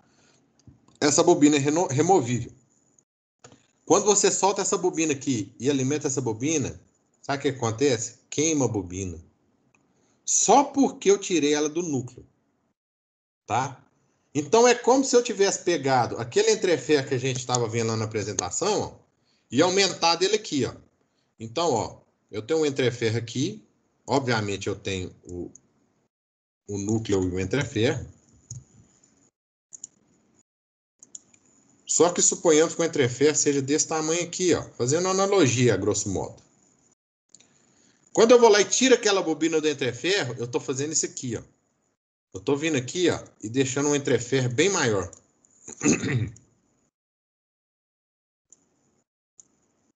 Estou deixando um entreferro aqui, ó, bem maior. Ó. Olha o espaço do entreferro, tanto que subiu, né? Só de eu ter aumentado esse espaço aqui de entreferro, essa corrente vai subir e essa corrente vai queimar aquela bobina. Então, a gente nunca pode ligar uma bobina, tá? Fora do núcleo. A gente não pode ligar uma bobina fora do núcleo da solenoide, né? Porque ela queima. E nós vamos provar isso aí matematicamente nas próximas aulas. Nós vamos provar matematicamente o porquê que quando eu pego uma bobina e tiro ela do núcleo, ela queima. E quando eu falo isso, eu estou falando a mesma coisa do motor. É como se fosse igual. Se eu aumentar ou diminuir esse entreferro aqui, ó, vou aumentar a corrente do motor. Se eu aumentar a corrente do motor, eu vou mexer em torque, eu vou mexer em fluxo magnético. Então, esse gap aí é uma coisa que é muito sensível. Tanto é que não dá para você pegar um rotor de um motor e colocar em outro. Vai dar merda. Se pegar um rotor e colocar em outro motor, não vai funcionar. Você vai queimar o motor. Ou ele vai ficar fraco, enfim. Mas varia muita coisa. Não dá para me te falar assim só o que varia, não.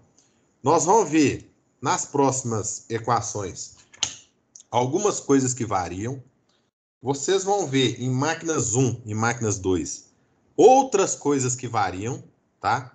Tem muita coisa por dentro disso aí. Nós estamos vendo aqui hoje é só a ponta do iceberg. É coisa para estudar aí, para fazer mestrado, para fazer doutorado.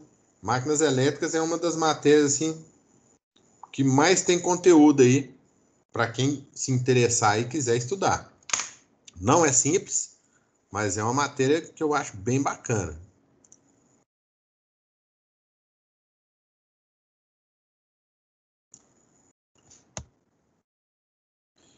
Tá, então, nós vamos entrar em conversão eletromecânica de energia. Fluxo magnético.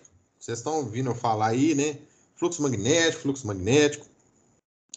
Então, a gente chama de fluxo magnético o conjunto de todas as linhas de campo magnético que emergem entre os polos de um ou mais ímãs, tá? Unidade de medida, Weber, ou Weber, né? E aí nós temos aqui, ó, a proporção. 1 Weber é igual a 1 vezes 10 a 8 linhas de campo magnético. Para que serve? Para nada. A gente só vai usar o Weber aí mesmo, beleza? Não esquenta a cabeça aí com quantos, não. Isso aqui é mais curiosidade. E nós temos a densidade de fluxo magnético, né? Que é a letra B. É só a gente pensar. Naquele núcleo ali, ó, quantas linhas magnéticas eu tenho dentro daquele núcleo? Ou seja, a densidade de fluxo magnético naquele núcleo, tá? Mais para frente a gente vai ver isso aí esmiuçado, bem explicadinho. Nós temos também a intensidade do campo magnético, a intensidade do fluxo magnético. Falou densidade, é B. Isso aqui não é menos não, viu, gente? Isso aqui é só um hífen. Falou densidade, é B. Falou intensidade, é o H. O que é o H? É a quantidade de força magnetomotriz pelo comprimento, tá? Isso varia também. Quanto maior o meu comprimento, maior a minha relutância, né? Do núcleo, no caso. Então, a minha intensidade de campo, ela varia de acordo com a força magnetomotriz, que é o quê? A quantidade de espiras e a corrente elétrica, como também varia de acordo com o comprimento do núcleo. Mais para frente também nós vamos entender melhor o que é esse raio de intensidade de campo magnético. Permeabilidade magnética, né? É de cada material. Cada material tem a sua, é uma propriedade do material. E ela é análoga à condutividade elétrica. Por isso que a gente fez bastante exercício lá de resistividade e condutividade. Tá? Essa relação aqui, nós vamos provar ela matematicamente também. Essa aqui é uma chamada constante magnética. O que é isso? É a permeabilidade magnética do ar. Então, quando eu tenho uma bobina sem nenhum núcleo, eu tenho essa quantidade aí de permeabilidade magnética, tá? Unidade medida Henry por metro. Nós também vamos deduzir essa unidade medida aqui, ó. Nada nós vamos jurar por Deus. Tudo nós vamos provar matematicamente, tá? E nós temos aí o MIR, né? ou a permeabilidade magnética relativa. Ela é usada em outros tipos de materiais que não seja o ar. Para quê? Justamente para exemplificar quantas vezes esse material é mais permeável magneticamente do que o ar, certo? Quantas vezes o Mi desse material é maior do que o Mi do ar? E aí nós temos um outro efeito para finalizar aqui, ó, os 2 últimos slides, para a gente descansar, que é a chamada corrente parasita ou corrente de Foucault. Quando a corrente alternada ela é aplicada aqui, ó, veja bem, eu tenho uma corrente circulando, essa bobina, e aí essa corrente me dá um campo magnético circulando aqui no núcleo. Só que o que acontece? Quando eu tenho um campo magnético variando no núcleo, acontece de surgir também correntes no núcleo, tá? Essas correntezinhas vão ficar circulando no núcleo ali. Isso aí são perdas. Isso aí para a gente não é interessante, porque essa corrente não está fazendo nada. A única coisa que essa corrente está fazendo é aquecendo o núcleo, que inclusive pode queimar, inclusive a bobina.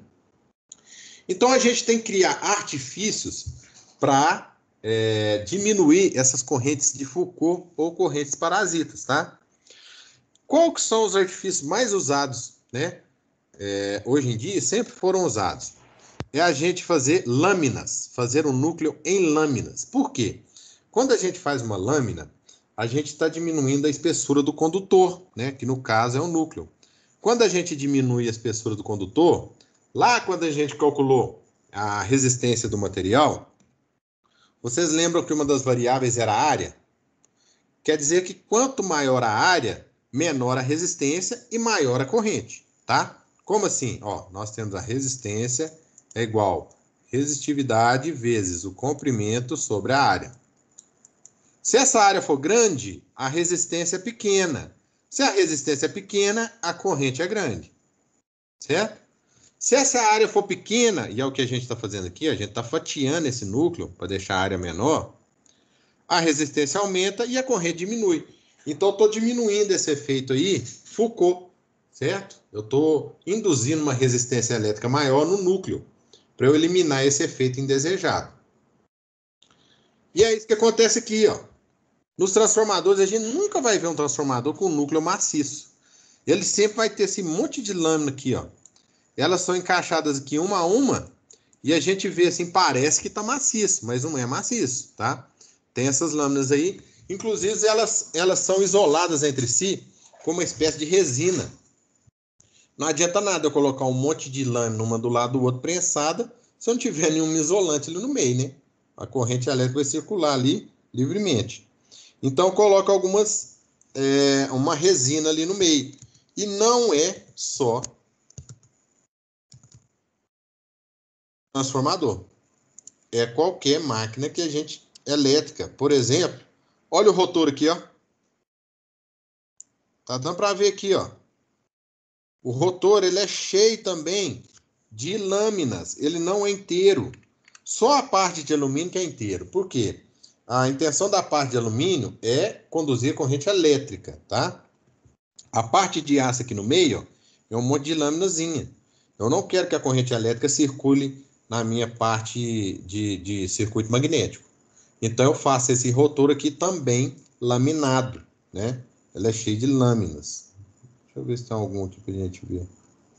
Se ele for inteiro, funciona? Funciona, mas eu vou ter uma quantidade de perda aí absurda por corrente de Foucault. Aqui, ó. Aqui tá mostrando, ó. Eles montando aqui, ó. Tá vendo? Lâmina, lâmina, lâmina. Então, eles vão encaixando aqui uma lâmina na outra isolada entre si para evitar esse efeito de corrente de Foucault. Beleza, pessoal? Nós vamos ficar por aqui, então. Alguma dúvida? Ô, Matheus. Oi. Eu posso te enviar a questão 11 faltando a letra B e depois você tirar a dúvida minha semana que vem? Pode, não tem problema não. Beleza. Pessoal, enviem o trabalho. Era só até hoje, hein? Ô, Matheus. Oi. Você vai enviar uma confirmação aí que recebeu ou como que vai ser? Geralmente, todos os trabalhos que eu recebo, eu envio confirmação. Eu vi que muita gente me enviou. Não deu tempo de eu responder, não. Mas eu vou responder todo mundo que eu recebi, beleza? Ah, não, beleza. Só para ter certeza que você recebeu aí certinho. Tranquilo. Gente, vou pedir cooperação para vocês de novo. Pelo amor de Deus, entra no portal e faça o exercício do portal. Não me faça cortar metade da nota de trabalho de vocês, não. Beleza? Porque é aquilo que a gente combinou. Quem não fizer todos os trabalhos no portal, eu vou multiplicar a nota do trabalho por meio. Então, não deixe acumular. Entre, faça aquilo lá. Eu sei que é chato, eu sei que... Mas vamos fazer, a gente precisa fazer aquilo lá. Beleza? Coopera comigo aqui para me cooperar com vocês. Mais alguma dúvida? Eu queria o contato do grupo para me adicionar, que eu estou fora. Quem é o administrador do grupo? Está aqui na aula hoje?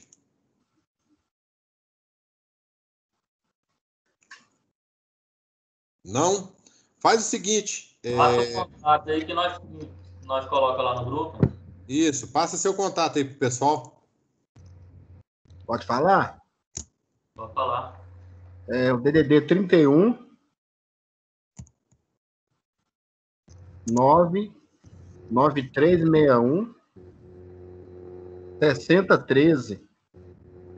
Eu digitei aí? Ah, tá. Não, mas deu certo aqui. Qual que é o nome? Adriano. O grupo tem 3 administradores aí, ó. Pessoal, então adiciona o Adriano aí para nós, porque fica complicado, viu? Tem muita gente que me chama aqui no WhatsApp, eu tento ajudar, eu tento atender. Mas imagina quantos alunos que eu tenho aqui. Se eu tiver que mandar para todo aluno trabalho, todo aluno, não consigo não, eu fico só por conta.